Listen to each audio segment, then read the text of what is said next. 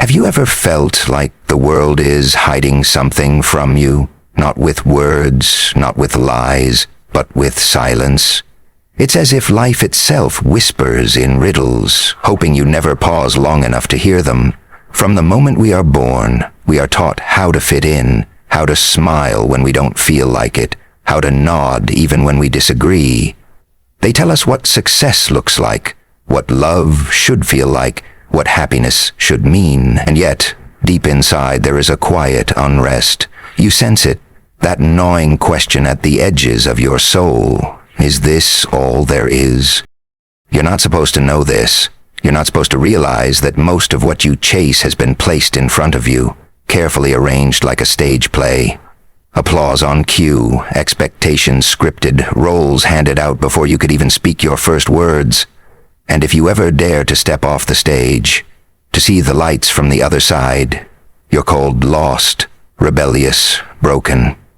But what if the real truth is that breaking free is the only way to truly live? What if the thing you were never supposed to know is exactly what will set you free? We live surrounded by illusions so subtle that most of us never pause long enough to recognize them. From childhood, we are handed silent instructions about what it means to be valuable, to be respected, to be someone. We're told that achievement equals worth, that attention equals love, and that status is the only proof that we've mattered. But what if all of that was never the truth? The tragedy is not that people believe in these ideas, but that they mistake them for reality. Machiavelli once wrote that men are deceived not because they are forced to be, but because appearances feel easier to accept than truth. That's what we live in. A carefully curated stage where validation appears to be freedom, when in fact it's the most seductive chain.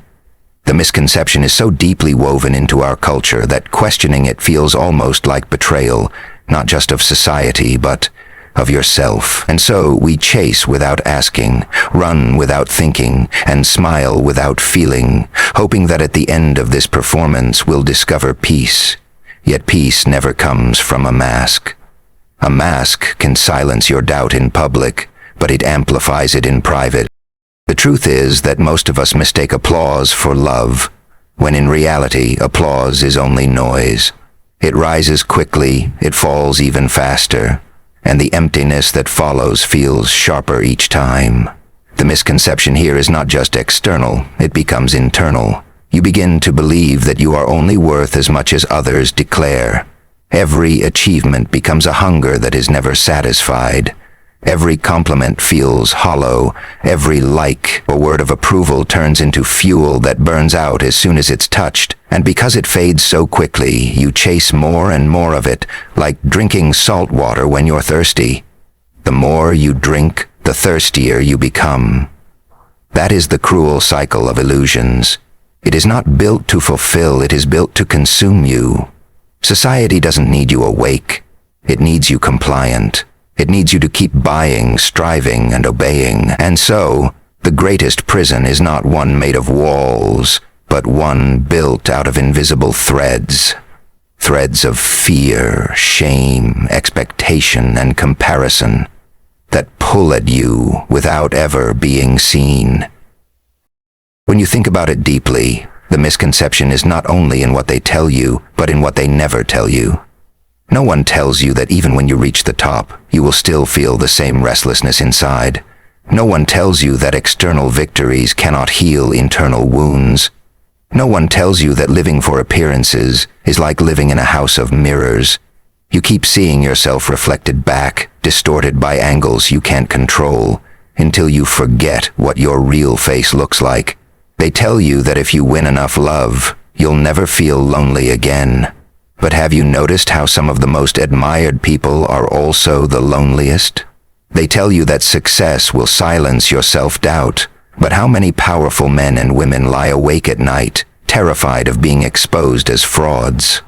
They tell you that wealth will give you freedom, but how many rich lives are still shackled by anxiety, addiction, and emptiness? The misconception is that external achievement can complete the human soul. But the human soul was never designed to be completed by applause. It was designed to be discovered through truth. Everywhere you look, this deception is reinforced. Schools teach you how to pass exams, but not how to confront your fears. Workplaces measure your productivity, but not your peace. Social media showers you with highlights of other people's lives while hiding the brokenness behind their screens. Slowly, you begin to compare yourself, not against your own potential, but against an endless parade of illusions curated by others. And comparison, by design, is a trap you can never win, because there will always be someone younger, richer, more attractive, more successful by society's shallow standards. What you don't see is that those same people are comparing themselves to others caught in the same spiral, equally blind, equally trapped. This is why so many live in silent misery, because they are measuring their souls with a ruler that was never meant for them. And when you measure yourself with the wrong standard, the result will always be despair. The misconception is that your worth can be quantified by numbers, grades, salaries, followers, achievements. But numbers will never touch the essence of a soul, because a soul is infinite, immeasurable, and beyond calculation. Psychologically, this illusion works because we are wired for belonging. Humans are social creatures, and rejection once meant danger, even death. Deep within us lies the old fear of exile, the fear of being cast out from the tribe. Society knows this, and it uses this fear to shape behavior. You fear silence because it might mean irrelevance. You fear standing alone because it might mean rejection. You fear speaking your truth because it might mean ridicule. And so, instead of confronting these fears, you surrender to them, wrapping yourself tighter in the chains of conformity. The irony is that the fear of rejection often leads to self-rejection, which is far more destructive. You betray your values to be accepted, you silence your voice to be liked, and you diminish your light to avoid standing out. Yet in doing so, you abandon the very thing that could make you whole.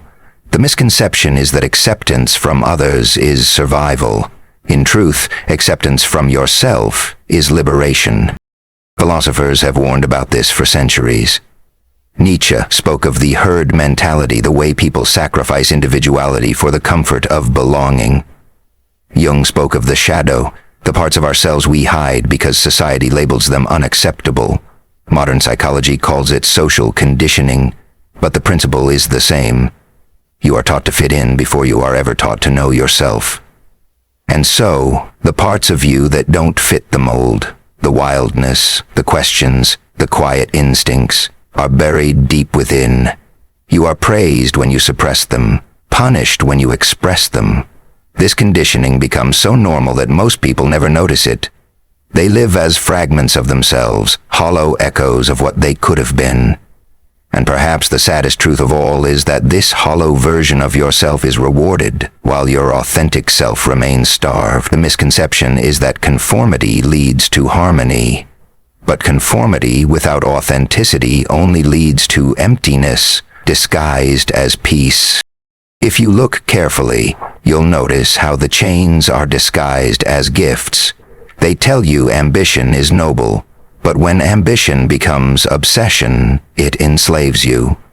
They tell you discipline is strength, but when discipline turns into self-denial, it crushes you. They tell you loyalty is virtue, but when loyalty demands silence in the face of truth, it poisons you.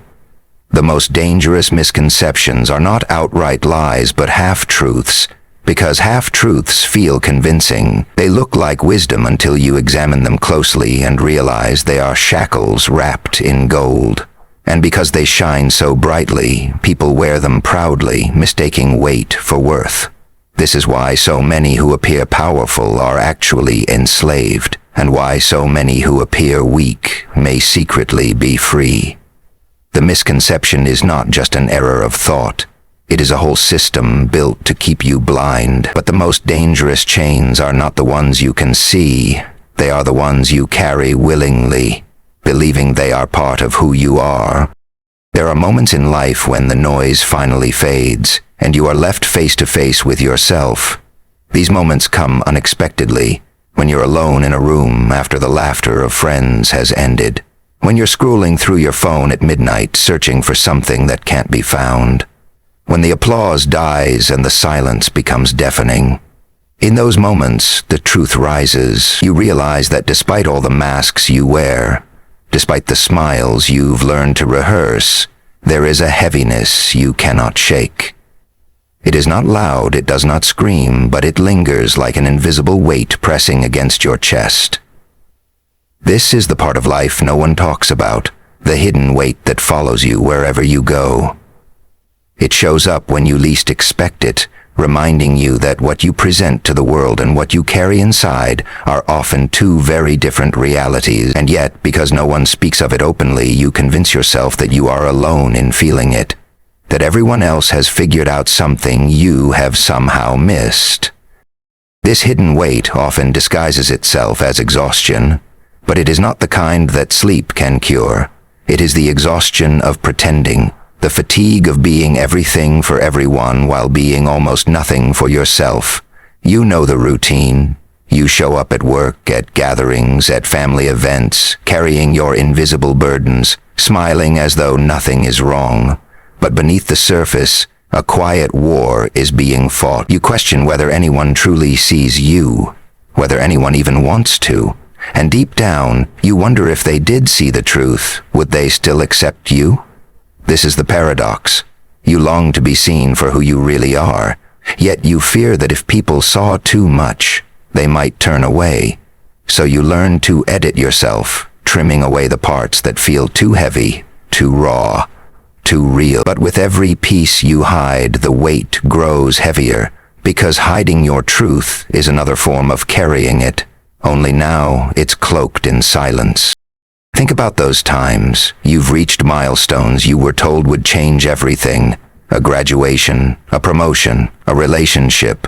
And yet, after the celebration ended, you were surprised by how little actually shifted inside you. That quiet letdown, that hollowness after the high, is part of the hidden weight. You achieve, but you don't feel fulfilled. You gather recognition, but you don't feel recognized. You chase love, but you don't feel loved. The world praises your accomplishments, but your soul knows they are not the medicine it needs. And so, you keep running, hoping the next milestone will finally heal what the last one didn't. But each time, you are met with the same haunting realization. The emptiness remains. It is in this cycle that so many people live without ever admitting the truth. That the hidden weight is not about what you lack externally. It is about what has been neglected internally. The weight also comes from the roles you are expected to play. Maybe you are the strong one, the one everyone leans on, so you convince yourself that showing weakness would break the illusion others depend on.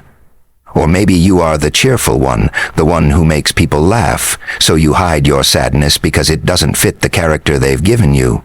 Or perhaps you are the achiever, the reliable one, the golden child, and admitting struggle feels like betraying the identity that has earned you approval. In all these roles, you end up living more for the comfort of others than for the truth of yourself. You carry their expectations on your back, and with time, those expectations turn into chains. The hidden weight, then, is not only your own pain, but also the collective burden of being what others want you to be. And because breaking free from those roles feels dangerous, you stay imprisoned, even as the cost grows heavier each day. One of the most painful aspects of this weight is how invisible it is to others. Someone can stand beside you, laugh with you, share meals and conversations with you, and never once suspect the storms you are holding inside. That invisibility becomes another burden. You want help, but you don't want to ask. You want to be understood, but you don't want to explain. And so you keep it buried, thinking silence is safer than exposure. Yet silence never erases the pain. It only deepens it. Sometimes the smile you wear is not an expression of joy, but a shield. A signal to the world that says, don't look too closely. Don't ask too many questions. And the tragedy is that people rarely do.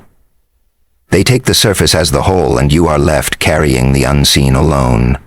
This is why so many people walk around looking whole while feeling fractured. The world rewards appearances, but your soul is screaming for something deeper than appearances could ever offer. And then there are those moments when the weight breaks through, when the act collapses and the tears you've been holding finally fall.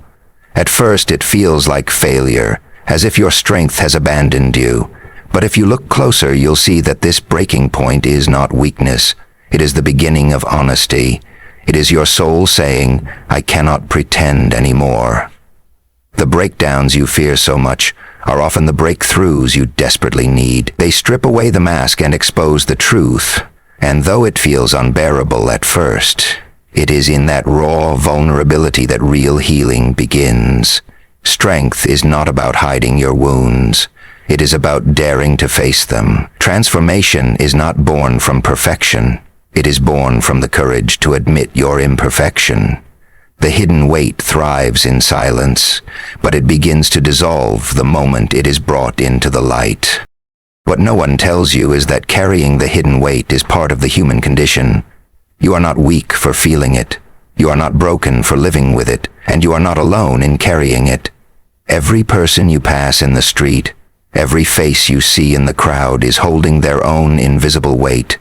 Some hide it better, some bury it deeper, but it exists all the same.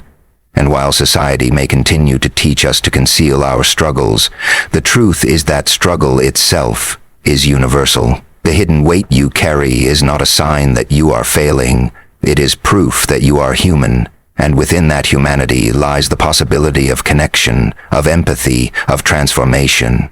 Because when you finally admit the weight you carry, you open the door for others to do the same, and in that shared honesty, something shifts.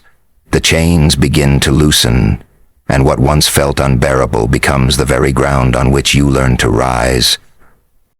There comes a point when the noise of the world becomes unbearable, not because it is loud, but because it is empty. You scroll through endless images, endless opinions, endless distractions, and yet nothing seems to reach the core of you. The world demands that you keep running, keep producing, keep proving, but there is a whisper inside you that longs for stillness. At first you resist it. You think stillness means laziness, solitude means weakness, silence means failure. But slowly, when exhaustion strips away your defenses, you realize that solitude is not a punishment. It is a return. It is the place where you remember who you were before the world told you what to be. And in that silence, something remarkable happens. The voice within you, the one drowned out for years, begins to rise again. It doesn't shout or demand attention. It speaks gently, reminding you that you are more than the roles, more than the titles, more than the endless comparisons. In solitude, you begin to meet yourself again, not as others expect you to be, but as you truly are. The beauty of solitude is that it strips away illusions. Without the constant reflection of others, you are no longer forced to perform. There is no need to smile if you don't feel like it, no need to impress, no need to explain. At first, this nakedness feels uncomfortable, even frightening, because you are so used to being defined by external eyes. But as the layers peel away, you begin to see that what remains is not emptiness, but essence. You realize that the silence is not a void.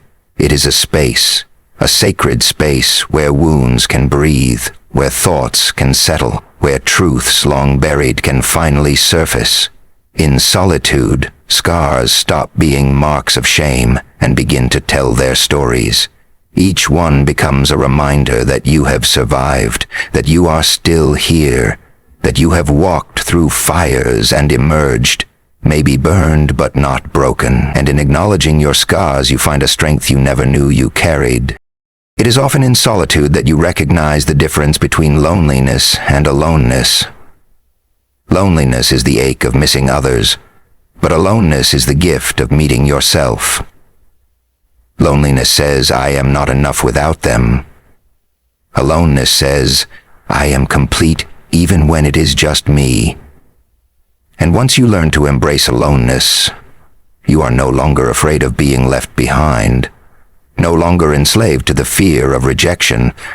Instead, you begin to cherish the quiet nights, the unhurried mornings, the long walks where the only conversation is between your heart and your mind.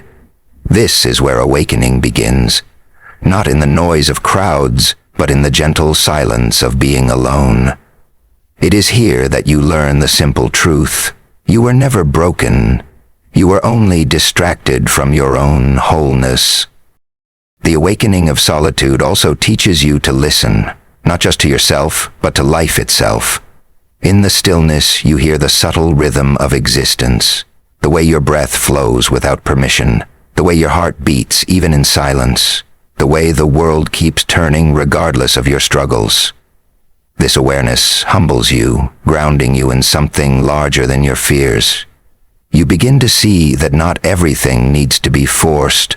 Not everything needs to be controlled. Some things simply need to be allowed. Like wounds that heal when left undisturbed, or seeds that grow in the dark soil long before they break through to the light. Solitude shows you that your soul works in the same way. It doesn't always need fixing. It often just needs space. And in giving yourself that space, you awaken to a strength that is effortless, a peace that does not depend on circumstances, a light that shines without seeking permission. When you begin to value solitude, you start to notice how much of your life has been spent running from it. You filled your days with noise, not because you loved it, but because you feared the silence. You surrounded yourself with people, not because you always needed them, but because you were terrified of being left with yourself. But the irony is that in avoiding solitude, you avoided the very medicine your soul craved. Awakening means turning toward what you once resisted. It means allowing the silence you feared to become your teacher. In that silence, you discover that what you thought was emptiness is actually fullness waiting to be recognized. You find that beneath all your doubts and insecurities, there is a presence in you that cannot be shaken. Call it spirit, call it soul, call it consciousness. It doesn't matter what name you give it. What matters is that it is real, it is unshakable, and it is yours. The scars you once hated take on new meaning in solitude. They are no longer reminders of weakness, but symbols of survival. Each scar tells a story of endurance, of battles fought in silence, of nights when you wanted to give up but didn't. And when you finally sit with them in solitude, you realize they are not flaws but features of your becoming. They are proof that even in the darkest hours, there was still light enough to guide you here. You may have been bruised, but you were never destroyed. And it is in that recognition that awakening blooms, not as a sudden burst of light, but as a slow, gentle rising of dawn. The kind of light that seeps into every corner of your being, not to erase the darkness, but to show you that you can hold both darkness and light, and still be whole. As this awakening deepens, you find yourself less hungry for external validation. The applause you once craved begins to sound hollow. The comparisons that once defined you lose their grip. You no longer measure your worth by what the world sees because you have touched the source within. And when you know your worth in solitude, you carry a different presence into the world. You no longer enter rooms seeking approval. You bring a quiet power that does not need to prove itself. This power is not aggressive, it is not loud, but it is undeniable. It is the kind of strength that comes from silence, the kind of beauty that comes from authenticity, the kind of light that can only be born in solitude. The truth you were never meant to know is that the battle you have been fighting all this time was never outside of you. It was never about winning the approval of others, never about collecting enough trophies, never about being seen, admired, or celebrated. The battle has always been within. The revolution you seek is not the collapse of systems or the overthrowing of others. It is the quiet but radical act of reclaiming yourself. Inner transformation does not make headlines, it does not gather crowds, it does not demand recognition. It happens silently, in the space between your breath, in the choices no one else sees, in the moments when you finally decide to stop betraying yourself. And once you taste this freedom, Once you realize that no one can grant or take away the wholeness that already lives in you, everything changes. The external world loses its power to control you, because the chains that once held you were never really around your body. They were around your mind. There is a reason why so few people choose this path. It is far easier to live outwardly, to build a life that looks impressive rather than one that feels authentic. Outward validation is seductive. It offers quick rewards, temporary relief, the illusion of belonging. But the cost is that you must keep performing endlessly, trapped in a cycle where your value depends on what others say, think, or expect. The inner revolution demands something different. It asks you to let go of those masks, to step away from the stage and to face yourself in raw honesty. This is not glamorous work. It is not comfortable. It is not easy. But it is the only work that leads to freedom. To dismantle the illusions within yourself is to strip away layer after layer until you finally stand in the naked truth of who you are. And once you reach that point, once you discover that your worth was never conditional, no amount of applause or criticism can enslave you again. When you commit to inner transformation, you begin to see how much of your life was built on foundations that were never yours to begin with. The opinions you lived by, the paths you followed, the dreams you chased, how many of them were truly yours? How many were inherited from family, from culture, from society's scripts? Awakening means realizing that much of what you thought was your choice was simply conditioning disguised as desire. And yet, this realization is not a tragedy. It is liberation. Because once you see the difference between what was planted in you and what truly belongs to you, you can begin the work of choosing for yourself. That is the revolution. Choosing your life rather than living the one handed to you. It is not about burning the world down. It is about refusing to let the world burn down your soul. It is about reclaiming the authority to decide who you are, what matters to you, and what kind of life you will shape, regardless of whether it pleases or displeases others. The inner revolution does not look dramatic on the surface. It looks like saying no when you used to say yes out of fear. It looks like resting when the world tells you to keep running. It looks like embracing your scars instead of hiding them. It looks like valuing peace over popularity, integrity over recognition, depth over appearances. These choices may seem small, invisible to others, but they are earthquakes within your soul. With each act of self-honesty, each moment of self-acceptance, each refusal to abandon yourself for external approval, you shift the ground beneath you. And while no one may applaud, no one may cheer, and no one may even notice, something extraordinary is happening. You are becoming whole. And wholeness, unlike validation, does not disappear when the crowd walks away. It stays. It grows. It anchors you in a way no external success ever could. In this place of inner awakening, you begin to understand that the true measure of a life is not how loudly it is celebrated, but how deeply it is lived. The world has conditioned you to seek greatness outside yourself, but greatness without inner peace is hollow. What use is wealth if your soul feels impoverished? What use is recognition if you cannot look in the mirror and recognize yourself? What use is love if it requires you to abandon your own truth? The real revolution is not about rejecting the world, but about no longer being enslaved by it. When you are rooted in inner transformation, you can still pursue goals, still love deeply, still engage with the world. But now you do so freely, without desperation, without fear, without chains. You are no longer defined by outcomes, because your foundation is internal, unshakable, eternal. That is the revolution no one can take from you. So, pause for a moment. Feel the silence beneath the noise. Feel the strength beneath your scars. Feel the presence that has carried you through every storm. This is where the revolution begins. Not in changing the outer world first, but in awakening the inner one. You don't need to announce it. You don't need to prove it. You don't need to convince anyone else. All you need is to live it, breathe it, and embody it. The world may never understand, but your soul will, and that is enough. The call to action is not to seek validation, but to choose yourself. To walk in alignment with the truth you've always known but were too afraid to accept.